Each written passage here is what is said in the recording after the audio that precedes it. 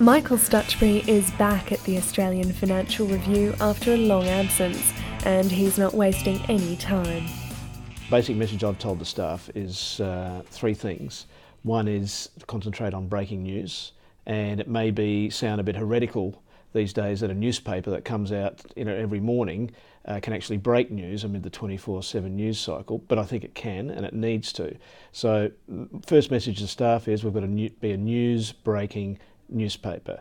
Secondly, we've got to be agenda setting, and the Financial Review has a very long history of being a very much an agenda setting newspaper. Going back into the 60s and the 1970s, the Australian Financial Review was the political economy paper of its time. Part of the plan to bring that back involves ramping up overseas coverage with a new London bureau. I think we have been a little bit exposed through the Euro crisis in not having a permanent correspondent in Europe.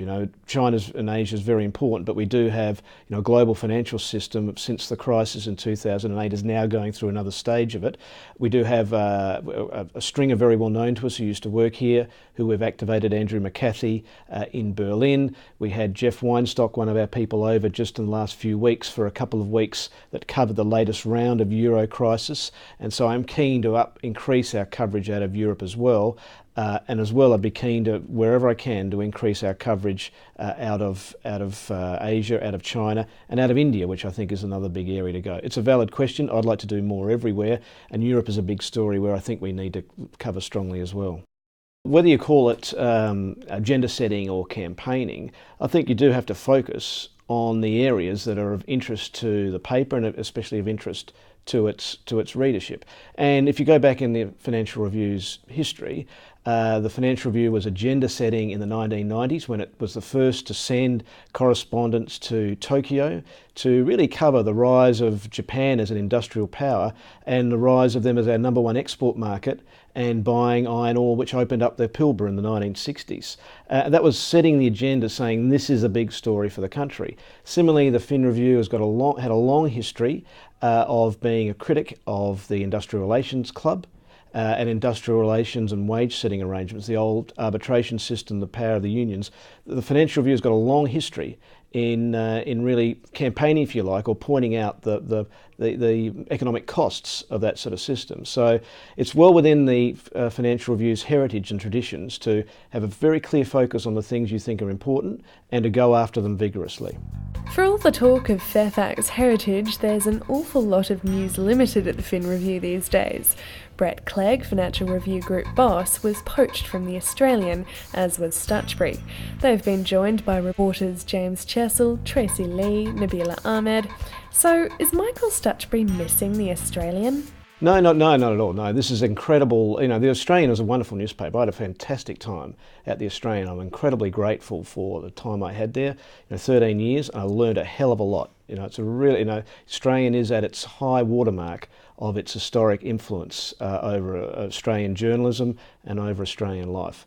It's a wonderful thing, but I don't really think about that at all now because my mind is so taken up with the challenge at hand here at the Financial Review, which again is another great paper and a great part of journalistic institutions in Australia. So those people you mentioned, most of them came over in a way almost before my move over here, and in a way you can sense that they were people that came from the Fin Review in the last few years over to the Australian, and I think you're probably seeing a bit of a natural rebalancing from the people who did come over, some of which might go back again to the Fin Review. But you always get a little bit of, things do go round and round. You notice that in this business, but I'm not missing the Australian. I really appreciate my time there, but I tell you, my head's taken up, is totally full with the issue of the Financial Review, and that's a wonderful thing. I wake up in the morning, every morning, thinking, what are we going to do? And we're going to do the very best job we're going to do today. So in a way, you don't think about so much the competition day by day, you think about what you're going to do.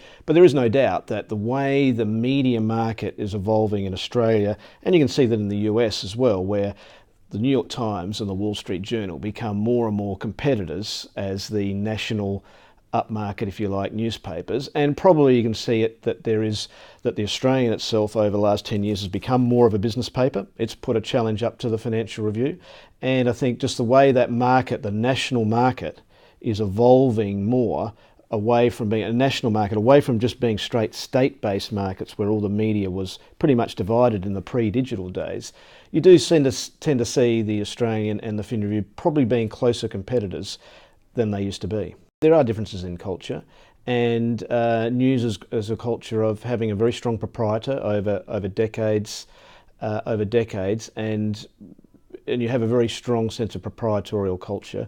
Fairfax doesn't have, or hasn't had a proprietor for virtually a generation now, and there is a certain sort of focus that you do get in news. And I think I learn a lot at news, and a lot about sort of sharpness of news stories. And the best of that, I think you can take some of that and use it at a paper such as the Fin Review. And I do want to bring probably a sharper news focus.